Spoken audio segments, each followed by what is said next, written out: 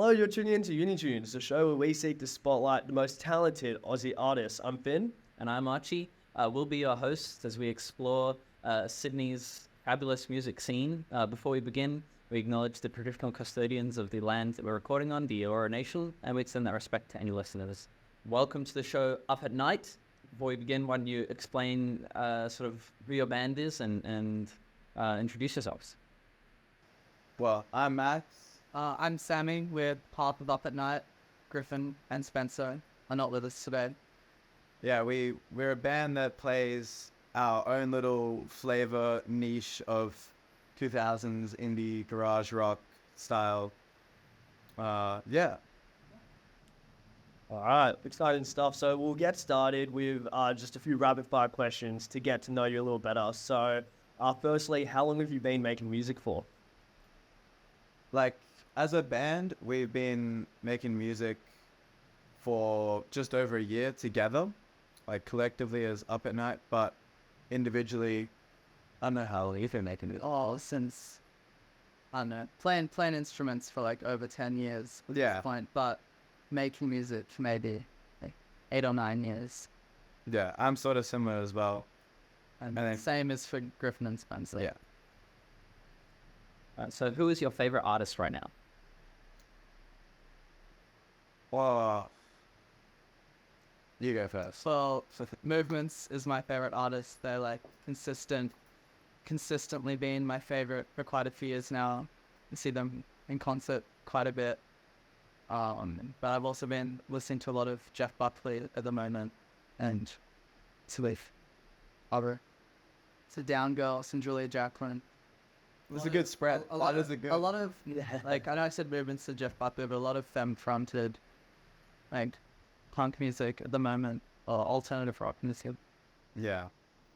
And for me, I've been listening to, it's a bit of a curveball, but a lot of like traditional Irish folk music.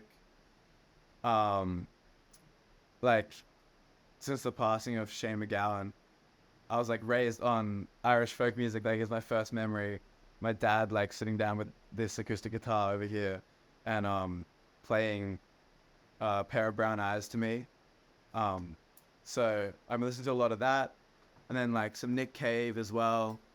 Very cool. So, do you have a music themed unpopular opinion? Oh, I think people will say that lyrics don't mean much, and I'm terrible with lyrics. I'll forget my lyrics all the time that I write. I'll spend like a lot of effort writing the lyrics. I'll forget them when we're playing live and stuff. But I do think they matter a lot, especially after listening to a lot of like folk music and stuff like that, where it's very lyrical. And yeah, I gotta stop forgetting those lyrics. Mine's more of production based, and I think Spencer would kill me. I also, He for Spencer, it's in the studio recording somewhere, but mine is that you can record drums on one microphone just fine. But I think in the studio I said you can EQ anything to sound like anything, and I could hear Spencer and Luca both thrown from the booth. It's recorded at the end of one of the songs somewhere. It won't be on any of the songs, but it's in the project file somewhere. So what is your musical guilty pleasure? I'm a sucker for the Spice Girls as well. I think their story is pretty crazy. If you dig deeper, there's some like actual pretty punk shit that they did back in the day. Yeah, that's mine. Yeah, Young Gravy. My like these two years in a row was my top artist. Was like top 0.5%. He's not even gonna crack the top 10 this year, I don't think. But he, in lockdown, I'd listen to Gasanova every day. I saw him live. He sung about 40 to 50% of the lyrics in his songs. But I didn't go there to hear him sing. I went there to see him walk around on stage and be silly. But I do love the samples. The samples are great. The production is really nice. It's a bit silly. And the Anchorman spoof music video is also Nice. So, how would you explain your band sound in just 3 words? 3 words. 3 words. Definitely energetic, number 1.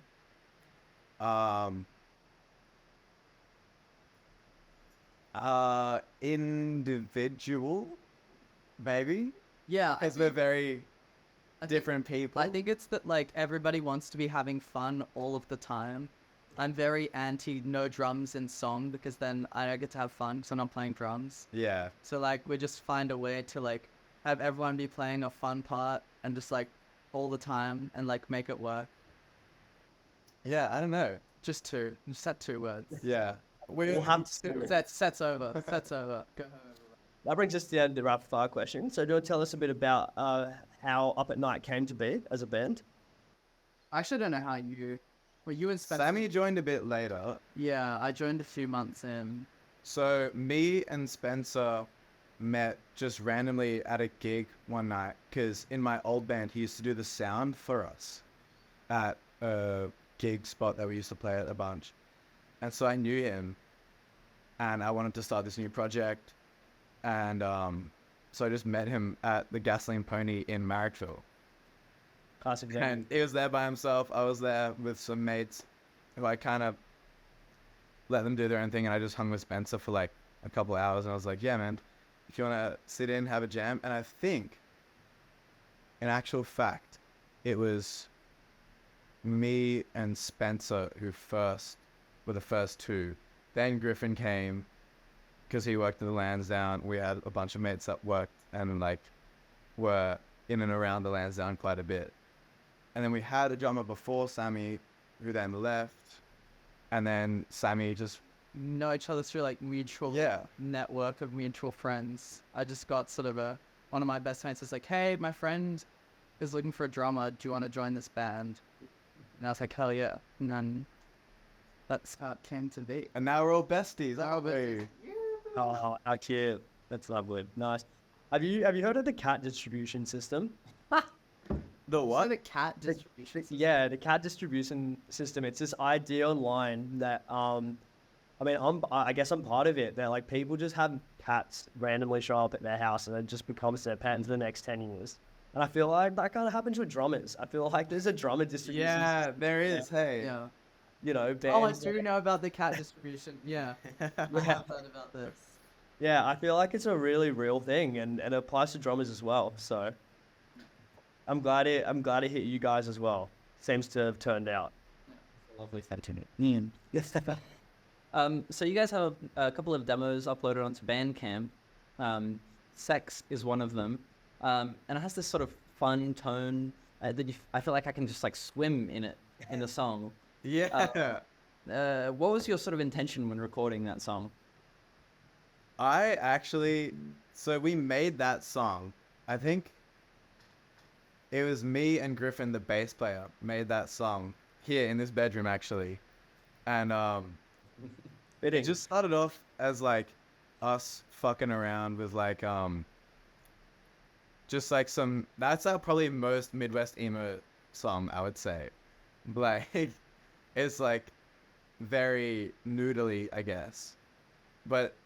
And there's only like I wanted a song which I didn't have to play guitar for. That was like the driving force behind that song. So I was like, we'll just make one really busy guitar part and one really busy bass part, and then I won't have to play guitar.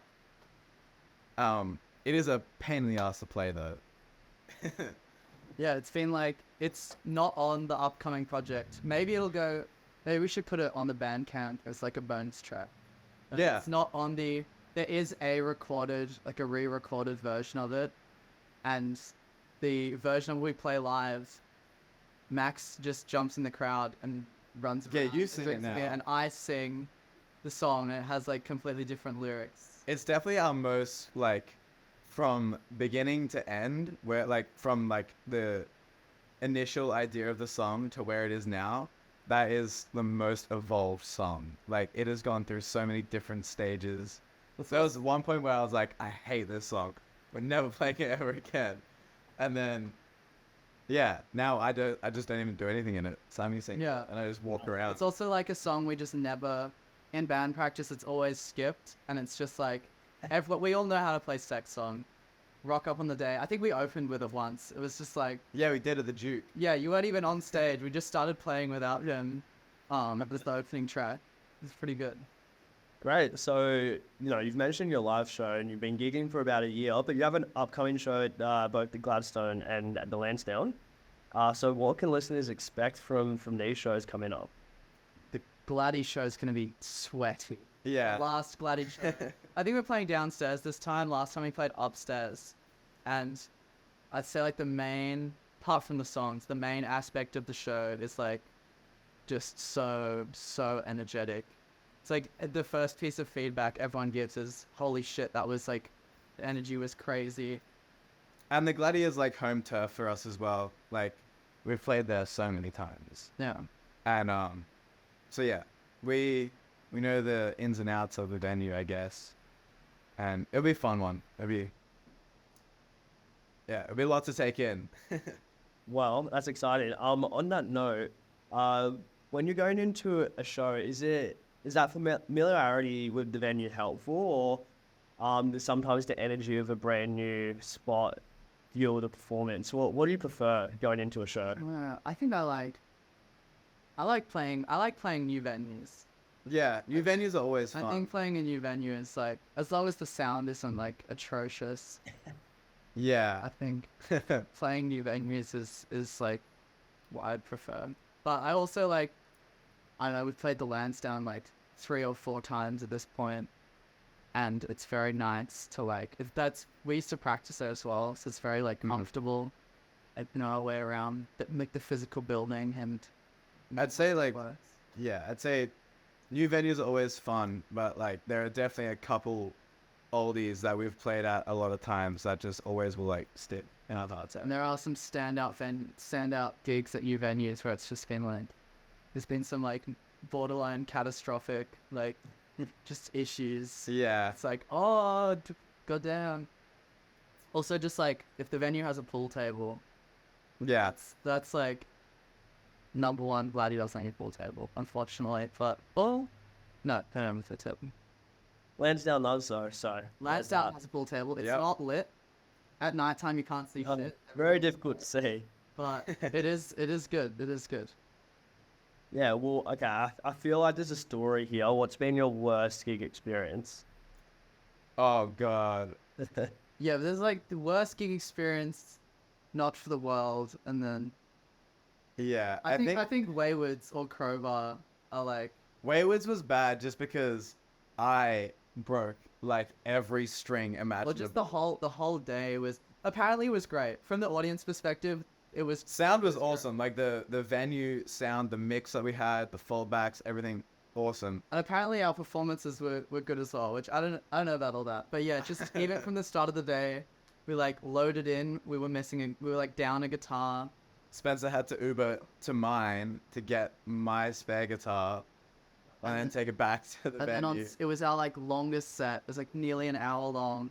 It was new songs, and it was just like we went through. I think Spencer went through 3 different. He went through his guitar, broke a string, grabbed a guitar from another band, broke that string, and then we had to go find the like sound check test guitar, like $50 like string. Yeah, which is like not. Which is not it. The strings had never been changed. And yeah, it was just like, I was just so not. I was And then- just hoping the set would end. Yeah. But still, it's always fun. It was fun. It ended up being fun. But it was like, oh, please, no more. We're not gonna Nothing go else. forgetting it in any hurry though. It's like No. that's very much in here for a while. All right, so you've got an upcoming single called Run. What can you give us a little sneak peek into sort of what we can expect in it, and maybe talk about the sort of videos that are associated with it as well? Yeah, okay.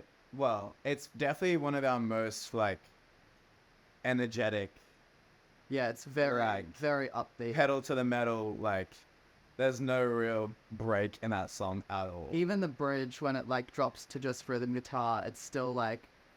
Yeah, it's like it's pushing. Yeah. But you know, I like that as well. I think a lot of our songs have that. Yeah, and then so the content that we have behind it, like the single cover as well as all like the videos that we've made behind it as well, were all done by. But yeah, my partner Rosie is a like costume designer, photographer, like in the sort of film world. They have very interesting like costume and production, like ideas and styling, and especially around photography and like color and grading and that sort of thing. And so we enlisted them to basically run the photo shoot and edit everything. And so we had this whole I don't even know how to. It's like It's just so busy and like chaotic and very saturated. There's a lot of fruit. which is kind of us as a band. Yeah, Encapsulated. I feel like it's a good visual representation of Yeah. the live show and the like general atmosphere around the band. And sort of like a lot of lace. Like Max loves to just wear a lace shirt on stage. My a lot of lace, wardrobe is literally right there. I can see 3 lace shirts. and sort of like a little bit of like an older styling, Yeah. some older and more interesting style choices. Yeah. There we go. Well, when can we expect a new song? Well, Run is out this Friday. 3 days. The 3 8th. On the 8th. 8th of March. Exciting. Yeah, very, very pumped for that. The pre-save link is currently up on our Instagram in the link tree, so you can pre-save on Spotify or iTunes as well. Yeah, everything. It's going to be out on everything. I mean, while we're at it, you have mentioned a new song. So what can you tease for the future? All right. Well, we've got this single coming out on the 8th of March.